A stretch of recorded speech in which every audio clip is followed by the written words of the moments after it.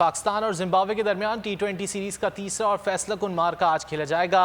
कौमी टीम में 2 से 3 तब्दीलियों का इम्कान है। 3 मैचेस की सीरीज 1-1 से बराबर है। कप्तान बाबर आजम को T20 में तेज तरीन 2000 रन मुकम्मल करने के लिए 17 रन दरकार हैं।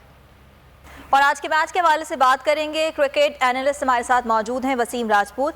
वसीम साहब, बहुत शुक्रिया आपके वक्त का। कहिएगा कि गुज़िश्ता 2 मैचेस को देखते हुए आज जो मैच होने जा रहा है, आप क्या समझते हैं, क्या हिकमत अमली होनी चाहिए टीम की?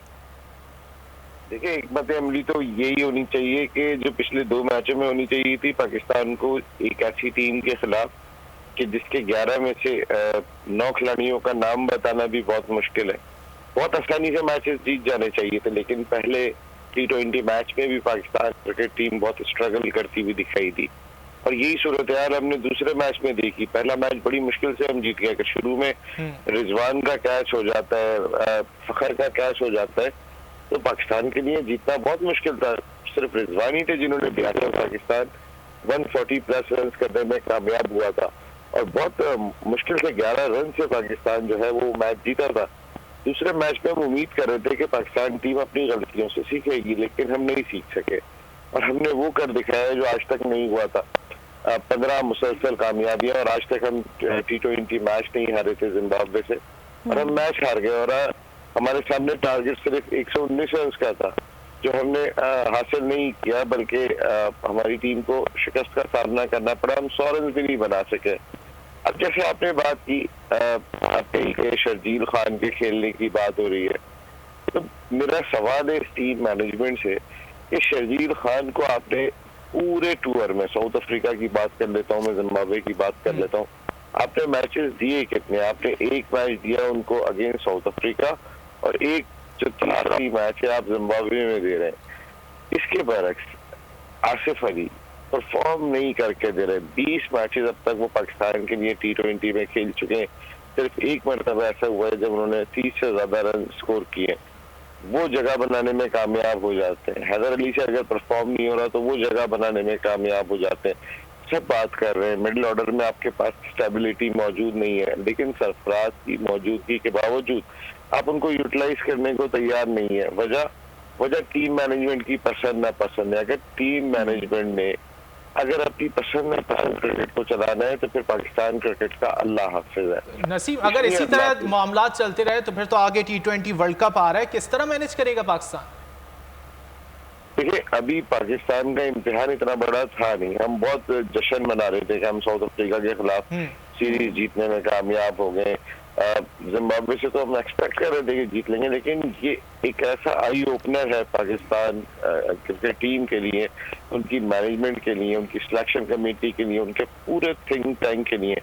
देखिए यार, पाकिस्तान का जो थिंक टैंक है वो मेरे ख्याल 22 और 23 लोगों पे मुश्तमिल है, लेकिन वो 22 और 23 करोड़ लोगों के जज्बात का, उनके दिलों की धड़कनें जिस खेल के साथ चलती है उसका फैसला नहीं कर सकते और वो उनको तकलीफ नहीं पहुंचा सकते। पाकिस्तान ने, जिस तरह आपने बात की कि आने वाले वक्त में एक्सपोज हो जाएगी हर चीज, इसलिए आज बिफोर वर्ल्ड T20 जो अक्टूबर-नवंबर में खेला जाएगा, 11 मैचेस खेलने। पाकिस्तान ने 3 मैच अगेंस्ट इंग्लैंड खेलने इंग्लैंड में जाके, और आपको पता है इस कंडीशन के अंदर आप जरा खिलाएं तो सही ना, ये जो टीम आप खिला रहे हैं आपको अंदाजा हो जाएगा।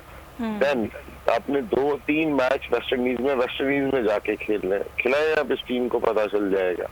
देन न्यूजीलैंड, इतनी तगड़ी टीम हो चुकी है वो, और आपने वहां जाके खेलना है तो फिर आपको अंदाजा हो जाएगा। आपका रहे जरा यही, अगर आप ओपन कराना चाहते हैं, देखें हम पाकिस्तान के लिए खेले, हम अपनी जात के लिए नहीं खेलेंगे। जिस टीम शर्जील खान और फखर जमान जैसा ओपनिंग प्लेयर हो, जो वर्ल्ड डेंजरस ओपनिंग प्लेयर करार देगा, अगर सारी दुनिया में आप देखें, Warner, Finch, Shikhar Dhawan, Rohit Sharma, opening player जिस तरीके के दिखाई देते हैं हमारे पास मौजूद है, हमने उनको घर बैठा के रखा है। एक को 1 डाउन बैटिंग करा रहे हैं, अगर करा लेते दूसरे को हम खिलाने को तैयार ही नहीं हो रहे। इस वजह से कि बाबर आजम अपने टॉप स्लॉट्स छोड़ने को तैयार नहीं है।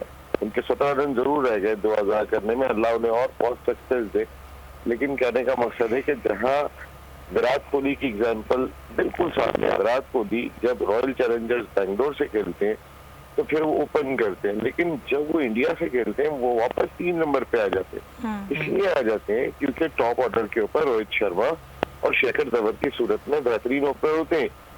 अभी मिडिल ऑर्डर आपका परफॉर्म रहा था, उसमें इस्तेकाम दिखाई नहीं दे रहा था। बाबर आजम आके 3 पे खेलते ना, थोड़ी सी स्टेबिलिटी आती, अच्छी फॉर्म में थे रिजवान। अगर नीचे से रन नहीं हो रहे थे तो आपको इन दोनों ओपनर्स को ट्राई करना चाहिए था। ये बेहतरीन मैचेस थे आपके पास, आपको तैयारियों का मौका मिलता है। और नसीम, अगर सरफराज की बात की जाए तो इससे पहले हमने देखा है कि राशिद लतीफ और मोइन खान भी एक साथ टीम में खेल चुके हैं, तो ये दोनों खिलाड़ी क्यों नहीं खेल सकते और मिडिल ऑर्डर में भी एक सपोर्ट मिल जाएगा पाकिस्तानी टीम को? बिल्कुल आपकी बात सही है। और ऐसे वक्त में कि ना आपके पास शुएब मलिक मिडिल ऑर्डर में दिखाई दे रहे हैं, एक्सपीरियंस है उनका, मैच को लेके चलना जानते हैं। आप देखें ना इंडिया के अंदर रशेश पांट और MS धोनी एक साथ खेले, फिर पांट और कार्तिक एक साथ खेले, जो है वो इस वक्त दोनों की परफॉर्मेंस आप देखें IPL में कैसी है। आप इंग्लैंड उठा के देखें, बटलर बैरिस्टो दोनों टीम का हिस्सा होते हैं। ऐसा नहीं होता कि कोई, ये दोनों की कैपेबिलिटी ऐसी है, दूसरा कोई उनको मैच नहीं कर रहा। आपने सरफराज के साथ जाती मसला बनाया हुआ है। देखिए कहाँ होता है, किस दुनिया में होता है, सब अपने एक्सपीरियंस प्लेयर को रिस्पेक्ट देते हैं। आप इस मुल्क का एक वो वाहिद खिलाड़ी जिसने अपनी क़यादत में 2 आलमी टाइटल जीता है, उसको जानबूझ के 12th मैन रखते हैं। अरे 12th मैन फील्डर होता है, किसी फील्डर को रखा जाता है, फील्डर कोई और ग्राउंड में चला जाता है, पानी पिलाने के लिए आप सरफराज को भेजते हैं, क्योंकि आपके दिमाग के अंदर वही चीज घूम रही होती है कि सरफराज जो है वो 2015 वर्ल्ड कप के अंदर किस तरीके से सेंचुरी स्कोर कर गए थे। टीम को तो अपनी कारकर्दगी बेहतर करने की जरूरत है ही, उसके साथ साथ मैनेजमेंट को भी अपनी कारकर्दगी बेहतर करनी होगी। बहुत शुक्रिया नसीम राजपूत, आपने इस हवाले से बात की। ए नूरे खुदा नूरे बसीरत की तलब है, रमजान का सदका तेरी रहमत की तलब है।